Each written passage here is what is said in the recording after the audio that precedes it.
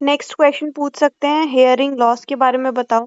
ठीक है, तो हेयरिंग लॉस जो है it is caused by excessive noise and it can be divided into two groups, acoustic trauma और noise induced hearing loss। तो hearing loss या फिर सुनना कम क्यों हो सकता है? ड्यू टू excessive noise, है ना, excessive noise की वजह से। तो एक होता है acoustic trauma और एक होता है noise induced hearing loss, दो टाइप है।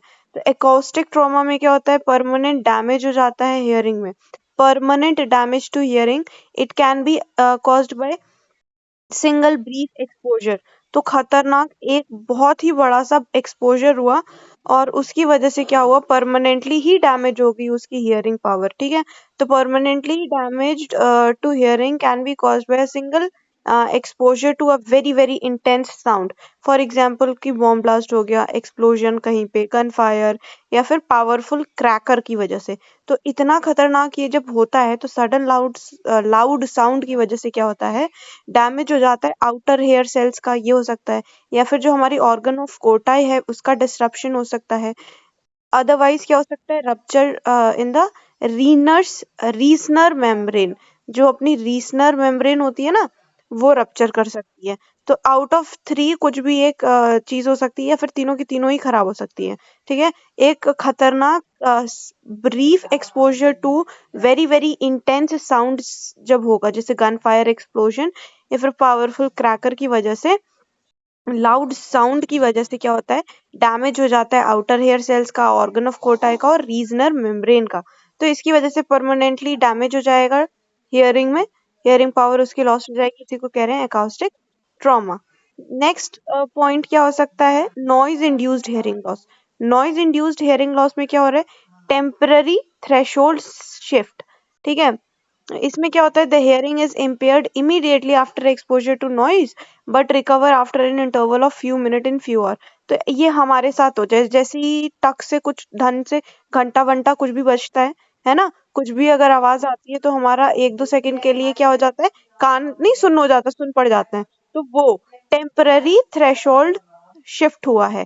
तो यहाँ पे हियरिंग जो है it is impaired immediately after exposure to noise, है ना, immediately after exposure to noise जो है हमारी हियरिंग जो है वो इम्पेयर हो जाती है बट रिकवर कर जाती है आफ्टर फ्यू मिनट्स और फ्यू आवर्स में। ठीक, तो ये टेम्पररी हुआ।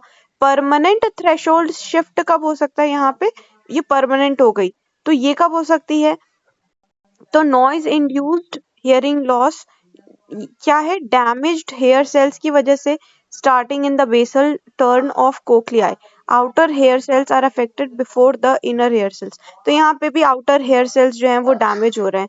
ठीक है, और इसको हम प्रिवेंट कर सकते हैं, it is very much preventable.